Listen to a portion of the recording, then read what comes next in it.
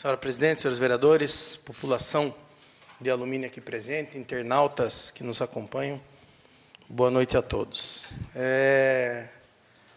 A gente tem notado aqui dentro da Câmara, e eu posso falar pela experiência de 3 mandatos, não são os 7 do vereador Geraldo, que é algo a ser enaltecido, mas é uma experiência bem proveitosa de 3 mandatos, 5ª vez que tenho o prazer de presidir os trabalhos da Câmara Municipal, e desde o início do meu primeiro mandato, a gente trabalha aqui em grupos, em blocos parlamentares, que apesar de não serem compostos formalmente, eles ocorrem por um processo de proximidade, de amizade, de busca. E nesse mandato, eu conversava com o vereador Geraldo Atleta, com mais os vereadores, e até os assessores que nos acompanharam numa reunião com a Votorantim Energia.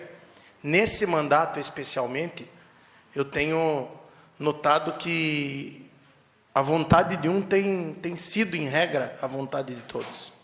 Então, tem um projeto do Alexandre, da Meire, do Geraldo, Renatinho, do João, qualquer parlamentar que está, os outros se empenham a buscar, a auxiliar. E esse mesmo empenho,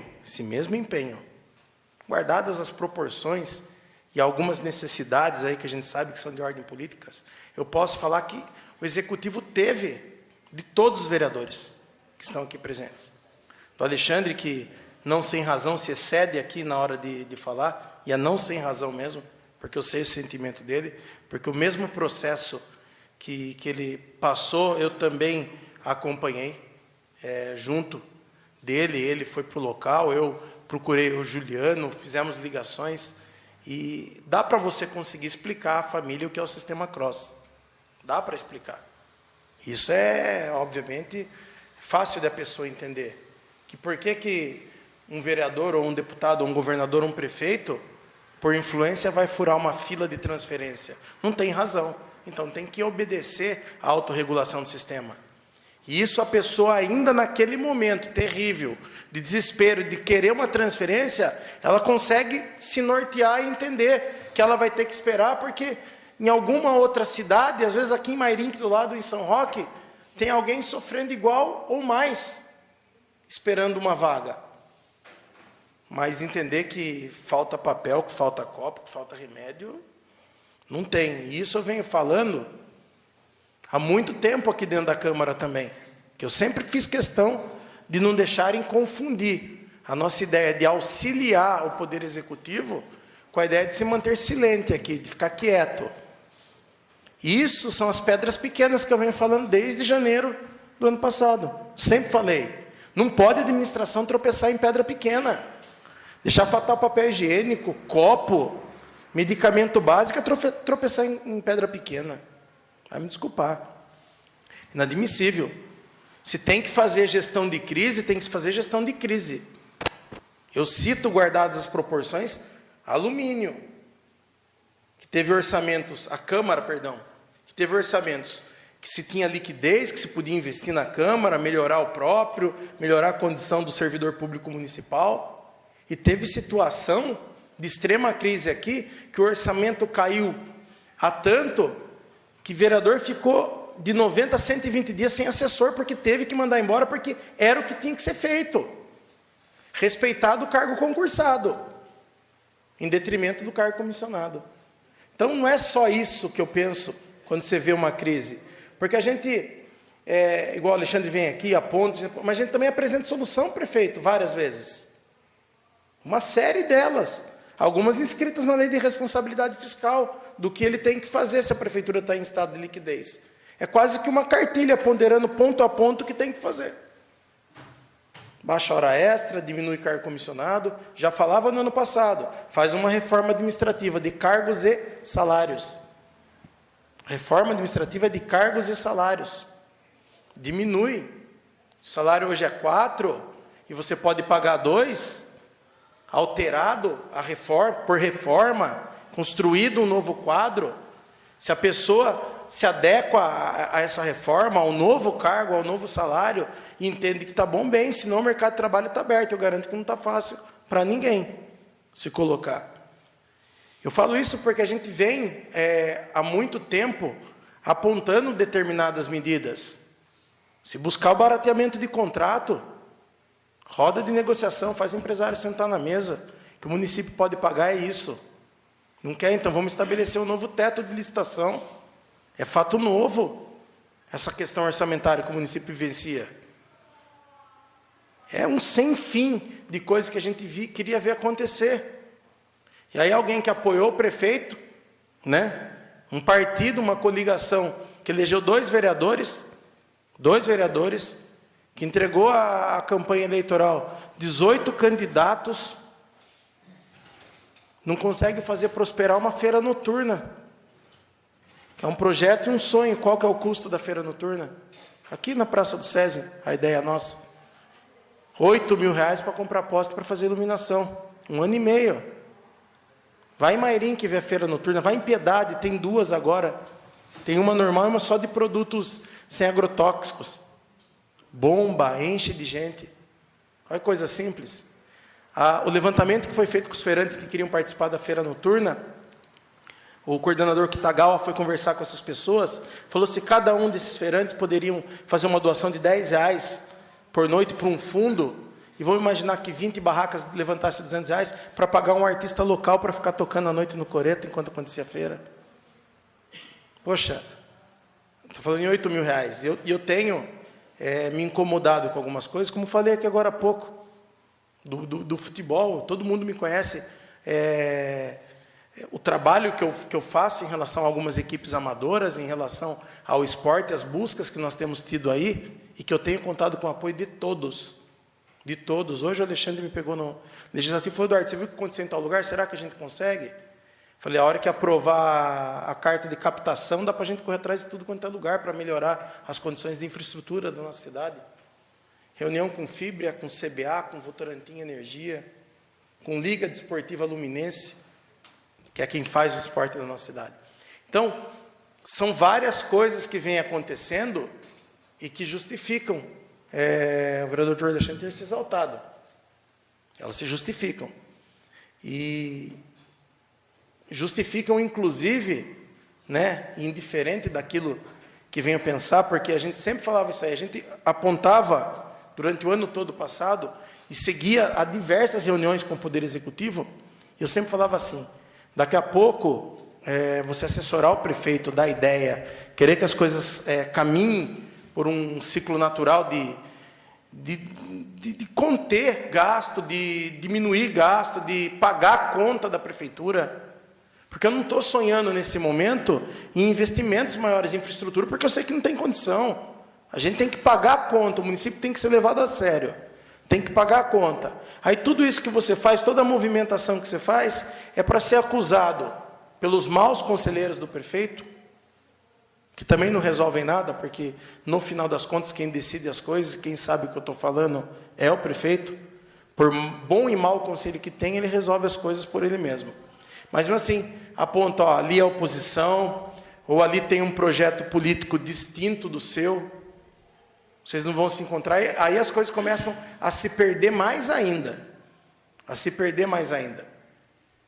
Eu volto a falar, a gente tenta colaborar com a administração para que as coisas sigam dentro de um prumo. Mas a gente está 1 ano e meio. Agora saiu a certidão. Mas o problema é o seguinte, está fazendo o mais do mesmo. Mais do mesmo. O vereador Edmo falava aí de atingir resultado diferente fazendo a mesma ação. Não tem como, tem que mudar. Tem que sentar, tem que pensar. Quem senta numa cadeira de executivo tem que planejar do primeiro dia de governo ao último dia, quando entrega a passagem, partindo do pressuposto que seja só uma eleição. Aí eu pergunto, o que está planejado para janeiro do ano que vem? Quem sabe me dizer? Peça orçamentária, não tivemos recesso, não é esse o problema, mas a gente está tendo que votar porque eu tive que devolver a peça, porque dentro de uma peça tinha 2 pareceres distintos. Não se entende o planejamento com o setor financeiro. Falei aqui, ó, a gente brigando aqui, a Câmara por uma comissão de estudo de todos os vereadores, porque teve uma alteração na lei de mineração, que fala do município afetado pela CEFEM, mais afetado que alumínio seja por essa CEFEM, que já é reconhecido, porque lá fala da estrada de ferro, fala da barragem. Então a gente tem orçamento para receber. E a Câmara aqui, ó, brigando com as armas que tem, que não são todas. Buscando audiência no Ministério de Minas e Energia em Brasília, fazendo contato com os deputados, quando a Prefeitura tinha que ter contratado um advogado de calibre para ele, sim, resolver toda essa situação. E a Câmara o fez. Buscou advogado renomado na nossa região, pessoa que pode nos atender dentro dos preceitos que nós precisamos, que participou de uma reunião com a gente, que vai emitir um parecer para a gente tentar reverter a situação. Por que eu falo isso? Porque a gente tem um problema claro de liquidez dentro do município. A gente tem que ampliar a receita do município. Porque todo ano os custos do município vão aumentar. Porque, mal ou bem, o funcionário vai ter que receber o reajuste inflacionário. Mal ou bem, a inflação, que tenta se esconder através de índices, está afetando o cotidiano. Se afeta o cotidiano da família, imagine de uma prefeitura municipal. A gente se mata, que estuda, lê, vai buscar conhecimento, vai correr atrás das coisas, vai atrás de empresa para implantar projeto na área de esporte, vai atrás do SUS para ver quais convênios o município tem. O vereador alerta aqui de um problema aqui. Qual convênio que a cidade de Alumínio tem com o SUS? Nenhum. A unidade de custeio é o Tesouro.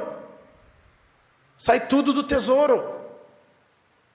Aí pede-se para se fazer um raio-x, contratar uma empresa que faça esse levantamento, que cadastre os convênios, compra de raio-x, compra de equipamento, ajuda no custeio geral de folha, porque pode ajudar também nesse pagamento, e a gente recebe zero do SUS.